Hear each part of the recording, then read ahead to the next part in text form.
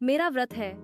अगर आप आज्ञा दें तो मैं नगर भ्रमण करना चाहती हूँ। और जगन्नाथ जी ने अनुमति दे दी। इस बात से अनजान की यह छोटी सी यात्रा निकट भविष्य में एक बड़ा आपदा, लक्ष्मी ब्राह्मणी रूप में नगर भ्रमण पर चांडाल महिला श्रेया के घर में प्रवेश कर लेते हैं।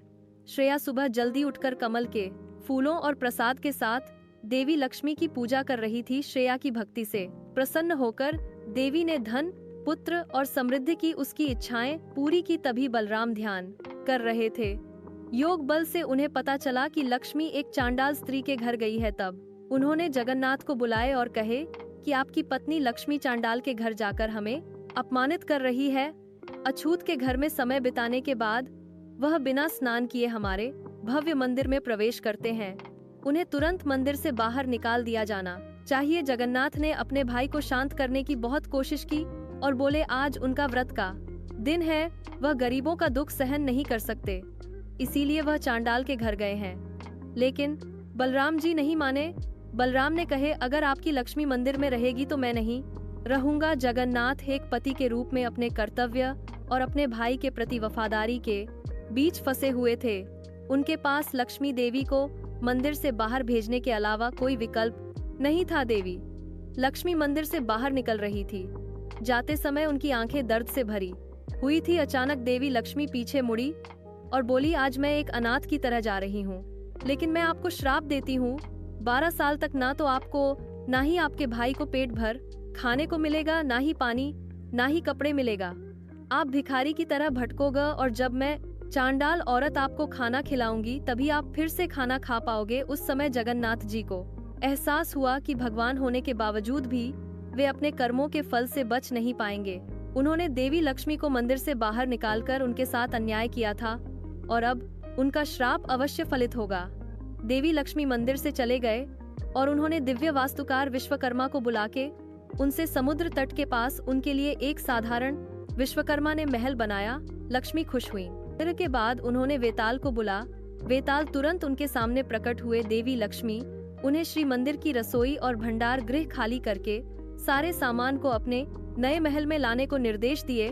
तालों ने संकोच करते हुए बोले कि उन्हें डर है, प्रभु जगत जगन्नाथ और बलभद्र उन्हें ऐसा करते हुए पकड़ लेंगे तो कड़ी सजा देंगे। उनके डर को देखकर देवी लक्ष्मी ने निद्रा देवी को बुलाए और उनसे बोले कि वे श्री मंदिर जाकर दोनों भाइयों के आंख में इतना निद्रा भर दे कि वह अगले दिन तक गहन निद्रा में सोते रहे। निद्रा देवी ने तुरंत श्री मंदिर जाके प्रभु जगन्नाथ और बलभद्र को गहन निद्रा में सुला दिए। अब आश्वस्त होकर बेताल तालों ने श्री मंदिर गए। पहले तो उन्होंने रसोई से पेट भरकर महाप्रसाद खाए, उसके बाद धन भोजन और भंडार गृह के सामान को देवी लक्ष्मी के नए महल में ले आए। अब मंदिर पूरी तरह खाली हो गया था। हालांकि देवी लक्ष्मी ने देखा कि वे भाइयों के रत्न जड़ित बिस्तर पीछे छोड़ आए थे। देवी लक्ष्मी ने वेताल को आदेश दिए कि वे पुनः मंदिर जाएं और दोनों भाइयों को साधारण बिस्तरों पर लिटा कर रत्न जड़ित बिस्तरों को ले आएं। वेताल वापस गए और दोनों भाइयों को साधारण बिस्तरों पर लिटा कर रत्न जड़ित बिस्तरों को ले आए। साथ ही भाइयों के महंगे वस्त्र और आभूषण न भी ले आए। जब दोनों भाई जागे तो खुद को साधारण बिस्तर पर पाकर हैरान रह गए। तब उन्होंने देखा कि मंदिर एकदम खाली था और सभी कीमती सामान गायब थे। कोई भी दासी वहां नहीं थी क्योंकि सभी दासी देवी लक्ष्मी के नए महल में चली गई थी। तभी जगन्नाथ ने बोले, ऐसा तब होता है जब लक्ष्मी चली जाती है। बलराम ने उपहास करते हुए बोले, एक साधारण पत्नी को इतना महत्व मत दो। यदि पत्नी खो जाता है तो क्या इसका मतलब यह है कि पति को भूखा रहना पड़ेगा? चलो अपना खाना खुद बनाते हैं। वे रसोई गृह में गए और देखे कि रसोई गृह खाली थी। फिर वे भंडार घर की ओर बढ़े क्योंकि उनका भंडार घर हमेशा पर्याप्त अनाज से भरा होता है, लेकिन भंडार गृह भी खाली था। वे दोनों बहुत निराश हो गए। अंत में थोड़ा पानी पीने के लिए वे इंद्रद्युम्न तालाब तक की ओर गए, लेकिन उन्होंने देखा कि उसमें पानी की एक बूंद भी नहीं थी। पूरा दिन बिना भोजन और पानी के बिताने के बाद वे बहुत भूखे और प्यासे हो गए थे। अंत में उन्होंने भिक्षा मांगने का फैसला किए। साधारण वस्त्र पहनकर हाथ में टूटा हुआ छाता लेकर दोनों भाई अब विनम्र ब्राह्मण भिखारी का वेश धारण करके भव्य श्री मंदिर से निकल पड़े। अपनी भूख और प्यास बुझाने के लिए बेचारे जगन्नाथ और बलराम जी अब घर घर जाकर भीख मांगने लगे। देवी लक्ष्मी ने तब बुद्धि और वाणी की देवी सरस्वती को बुलाए और उनसे कहा कि वे लोगों के मन में यह संदेश फैला दें कि जगन्नाथ या बलराम जी को पूरे नगर में भोजन या पानी ना दिया जाए। देवी सरस्वती लोगों के वाणी में विराजमान होकर उनके मुख से नास्ति वाणी ही निकाले। जगन्नाथ और बलराम जी जहाँ भी जा रहे थे उन्हें चोर समझकर भगा दिया जाता था। हर कोई उन्हें भोजन या पानी देने से मना कर रहा था। एक घर में एक दयालु ब्राह्मण महिला ने उन्हें चावल परोसने का प्रयास किया, लेकिन रहस्यमय तरीके से जैसे ही उन्होंने चावल परोसा बर्तन गायब हो गया।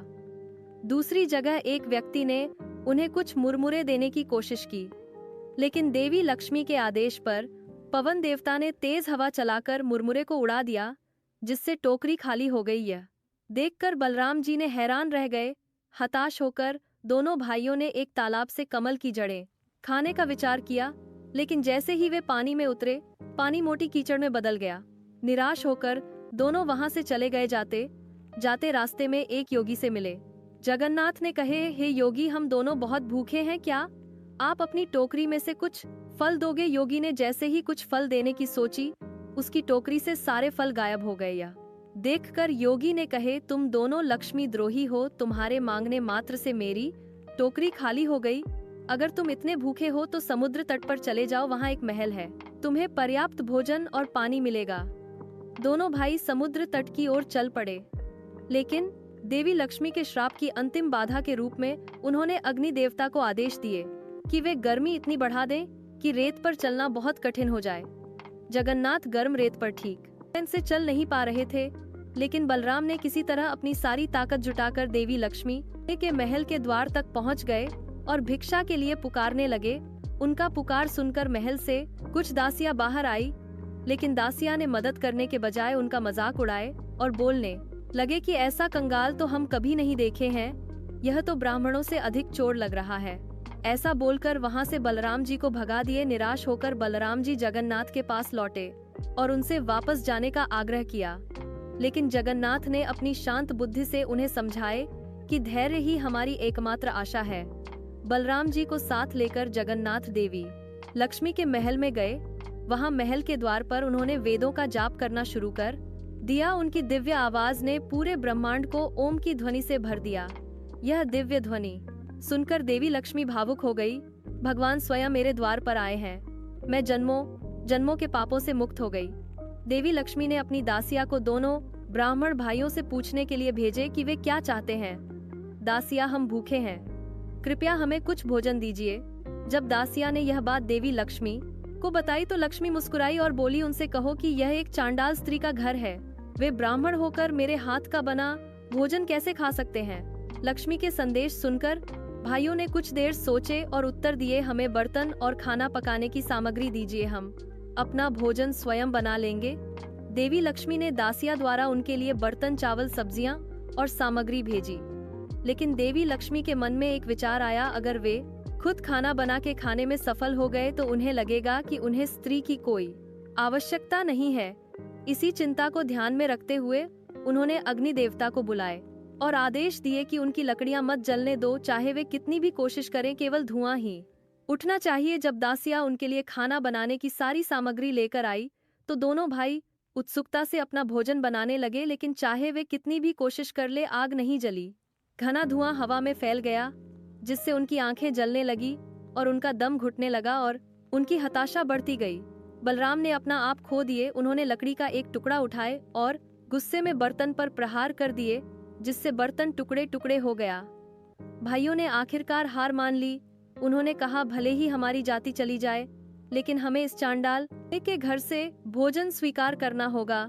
देवी लक्ष्मी ने बड़ी प्रसन्नता के साथ स्वयं उनके लिए एक भव्य भोज तैयार किए और दासिया को भाइयों के साथ अत्यंत सम्मान से व्यवहार करने का निर्देश दिए। स्नान करने के बाद भाइयों को नए कपड़े दिए गए और उनको भोजन के लिए बैठाया गया। जब भोजन परोसा गया तो उन्होंने अपार कृतज्ञता और खुशी के साथ खाए। उनकी लंबे समय से लगी भूख आखिरकार तृप्त हुई। जब बलराम ने भोजन का स्वाद ले रहे थे, उन्होंने बोले, भोजन का स्वाद तो लक्ष्मी के हाथ से पकाए गए भोजन जैसा लग रहा है। फिर दासिया ने पोड़ पीठा परोसे। जगन्नाथ आश्चर्यचकित हो गए। लक्ष्मी हमेशा मेरे खाने के बाद मुझे पड़ पीठा परोस थी, क्योंकि मुझे पड़ पीठा बहुत प्रिय है, ऐसा कैसे हो सकता है कि यहाँ भी वही पोड़ पीठा परोसी जा रही है। भरपूर भोजन के बाद दोनों भाई महल में आराम करने लगे। लक्ष्मी ने अपनी दासिया को पान और एक जिज्ञासु प्रश्न इसके साथ भेजे, क्या तुम दोनों विवाहित हो? जगन्नाथ ने उत्तर दिए, मेरी पत्नी लक्ष्मी थी, लेकिन मैंने मूर्खता पूर्वक उसे दूर भेज दिया। यही हमारे सारे दुर्भाग्य का कारण है। दासिया ने चालाकी से पूछा, कोई आदमी सिर्फ इसलिए सब कुछ कैसे खो सकता है क्योंकि उसकी पत्नी चली गई?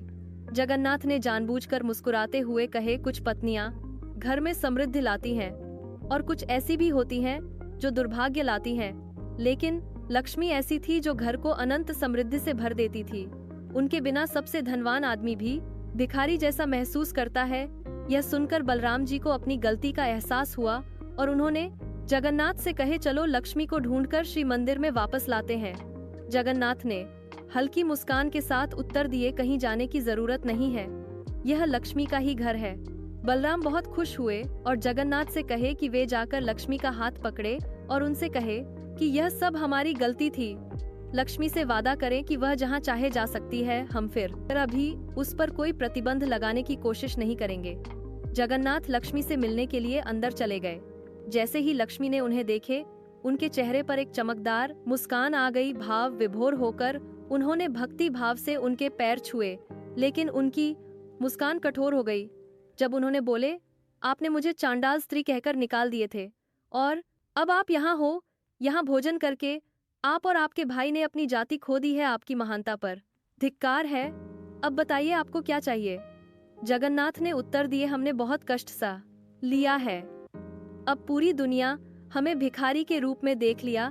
इस कथा को पवित्र कथा के रूप में सुनाया जाएगा। जो महिलाएं लक्ष्मी पूजा के दिन इसे पढ़ेंगे उन्हें समृद्धि और आशीर्वाद मिलेगा।